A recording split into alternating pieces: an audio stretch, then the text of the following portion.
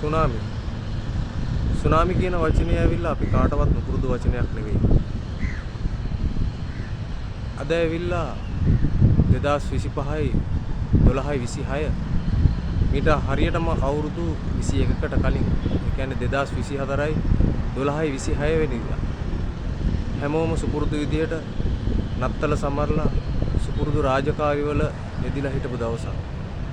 නමුත් කවුරුත් නොසිතපු විදිහට ඉන්දුනීසියාවේ සුමාත්‍රා දූපත් අසල ගැඹුරු මුහුදේ භූකම්පන තත්ත්වයක් ඇති වෙනවා.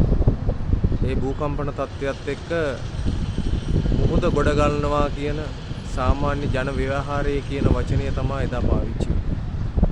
නමුත් කවුරුත් නොසිතපු විදිහට විශාල වශයෙන් ලෝපුරා සිටින ජනතාව 2,32,000කට ආසන්න ප්‍රමාණයකට දිවි අහිමි වුණා.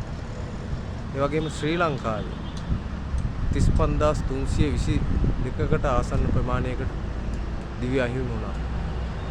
තවමත් අතුරුදහන් වෙලා ඉන්න සංඛ්‍යාව 50,000ක් විතර ශ්‍රී ලංකාවේ. සුමාත්‍රා දූපත අසල ශ්‍රී ලංකාවේ වෙලාවෙන් හරියට 7:58ට තමයි මේ ඛේදවාචකය ඇති වෙලා තියෙන්නේ. උතුරු නැගෙනහිර පළාතේ ශ්‍රී ලංකාවේ අපි හරියටම 8:50 වෙනකොට මේ මුහුදු රළ පෙළ ගොඩබිමට ඇදෙනවා.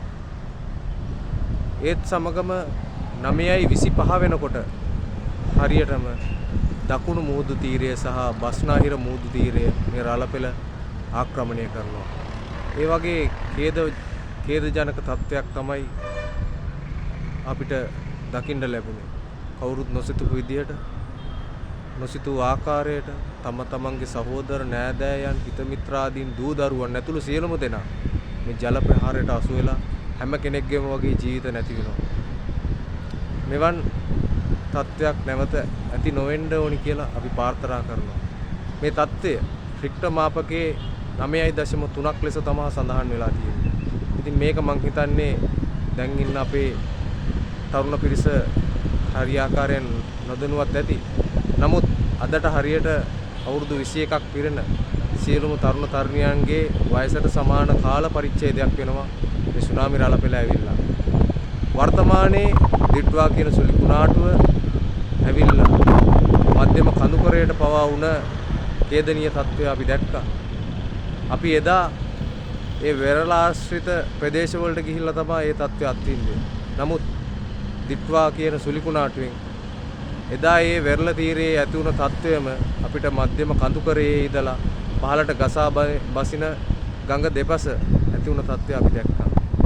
ඉතින් මෙවන් ඛේදනීය තත්ත්වයක් ඇති නොවේවා කියලා අපි හැමෝම එක සිතින් ප්‍රාර්ථනා කරමු.